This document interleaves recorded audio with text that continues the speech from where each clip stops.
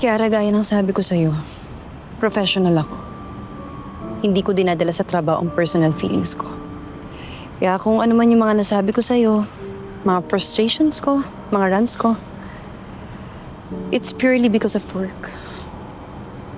Kaya sana, you don't take it personally. Fair enough. I feel the same.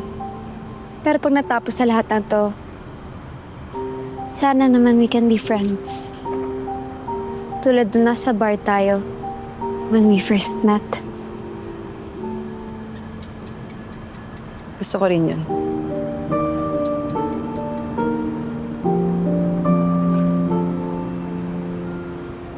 Truce. Truce. Yan! Ganyan dapat. Tamo, sabi ko naman sa'yo eh.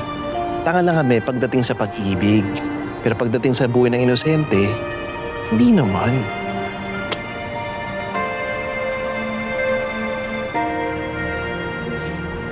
Oo na, sige na, Mikoy. Pumasok na kayo dun sa loob or else, kung gusto niyo akong samahan dito. Hindi na, okay lang. Lamig din kasi. Sige, una na kami ha. Okay? Good night. Good night.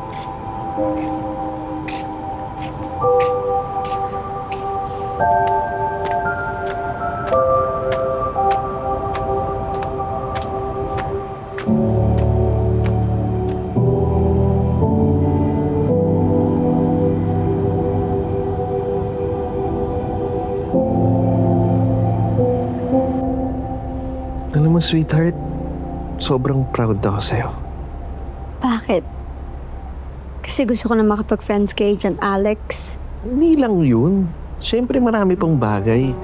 For standing your ground, for doing the right thing, patigit sa lahat, sa pagbibigay mo ng sarili mo ng chance para magtiwala sa ibang tao. Alam kong big step yun para sa'yo, sweetheart. Hindi madaling desisyon yun, ha? Pero ginawa mo. Wow! Hindi ka na bad mafia niyan, sweetheart. Good mafia ka na. Sweetheart, there's no such thing as a good mafia.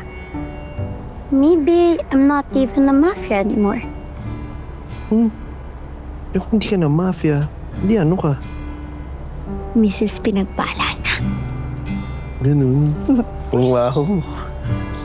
Alam mo, excited na talaga ako para sa magandang bukas na naghihintay para sa atin. Ako rin.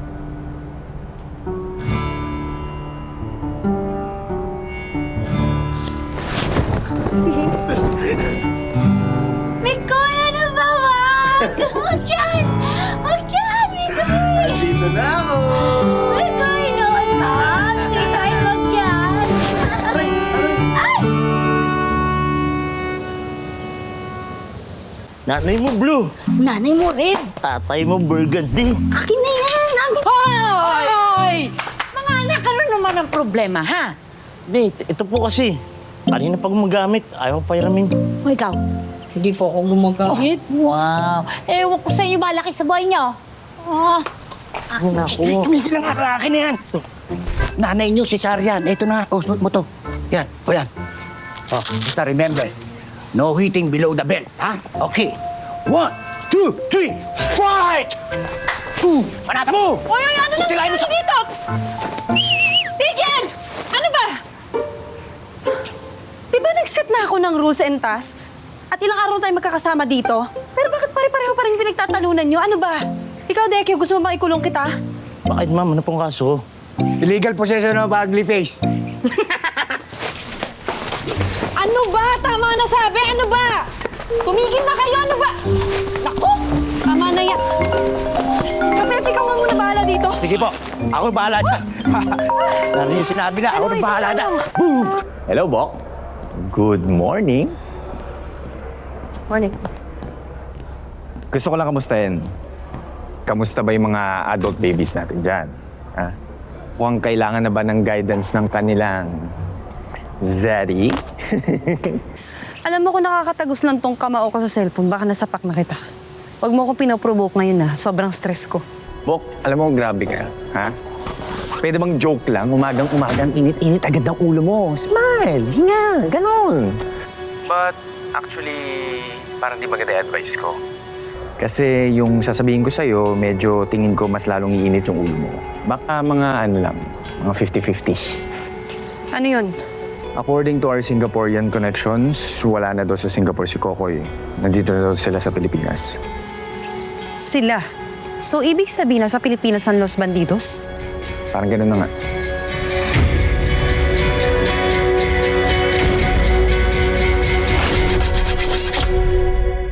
Hello mga kapatid! Ako nga pala si Cedric Juan of A Secret in Prague.